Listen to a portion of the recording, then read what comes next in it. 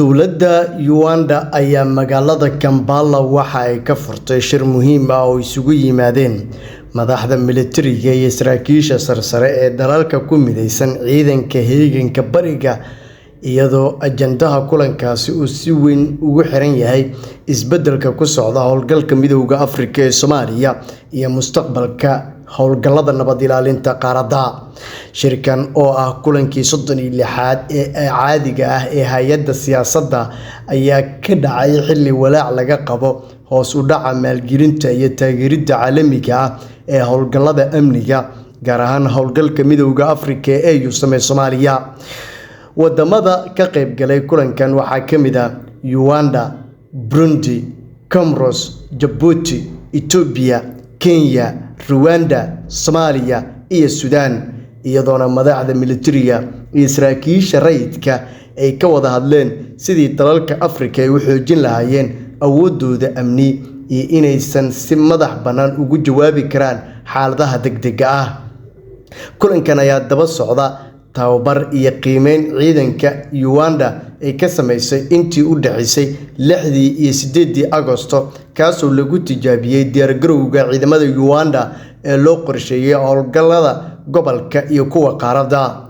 Qiimeyntan ayaana ka dhacday xarumaha tababarka iyo ciidamada Uganda ee Singo iyo Jini, waxaana lagu eegayaa awoodda ciidamada booliiska iyo shaqaalaha rayidka ee loo diyaariyay in lagu daro ciidanka heeganka ee bariga Afrika.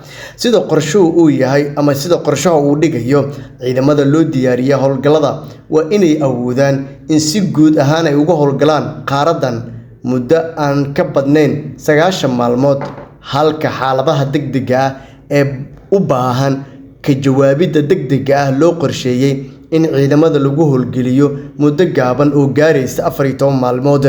Taliyaha ciidanka Uganda ee howlgalka wadajirka ah, Sareeya Gaas Jack Bazugumba, ayaa carabka ku adkeeyay muhiimadda ay leedahay in Afrika ay yeelato awood amni oo iyadu ay leedahay, isagoona xusay baahida loo qabo in la sii wado dadaalada amniga ee Soomaaliya xilli isbeddel lagu sameynayo howlgalka Midowga Afrika ee EUSM.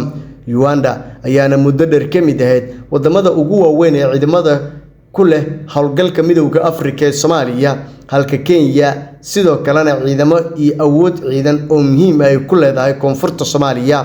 Shirka Kampala ayaana sidaas darteed muhiimad gaar ah u leh Soomaaliya, maadaama isbeddel kasta oo yimaada taageeridda caalamiga ah iyo qaab dhismeedka howlgallada Afrika uu si toos ah u saameyn karo xaaladda amni ee dalka iyo dagaalka ka dhanka ah maleeshiyaadka Al-Shabaab.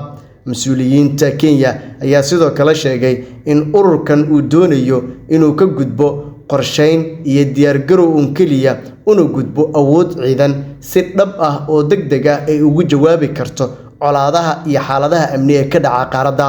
Shirka Kampala ayaa ku soo beegmaya xilli mustaqbalka EUSM uu wajahayo su'aalo la xiriira maalgelinta saadka iyo awoodda ciidamada Afrika, taasoo ka dhigaysa diyaargarowga ciidanka heeganka bariga Afrika mid muhiim u noqon kara qorshayaasha amni gobolka iyo gaar ahaan Soomaaliya.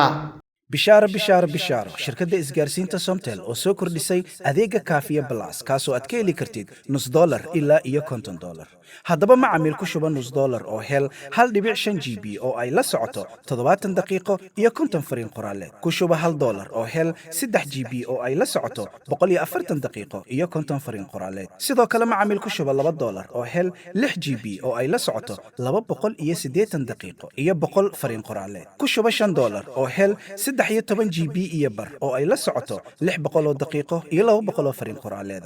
sidoo kale macaamiil ku shubo $10 oo hel 30 GB oo ay la socoto 1200 daqiiqo iyo 300 fariin qoraaleed. ku shubo $20 oo hel 70 GB oo ay la socoto 2400 oo daqiiqo iyo 300 SMS. sidoo kale macaamiil ku shubo $50 oo hel 150 GB oo ay la socoto 6000 oo daqiiqo iyo 300 SMS. adeega Kaafiya Plus waxaad ugu shuban kartaa e-dahab xidig 1 4 gees, airtime xidig 200 4 gees, reseller xidig 300 4 gees. shirkadda isgaarsiinta Somtel oo aad ka heli karto internet qiimo jaban, tayo sare leh, misna la isku haleyn karo.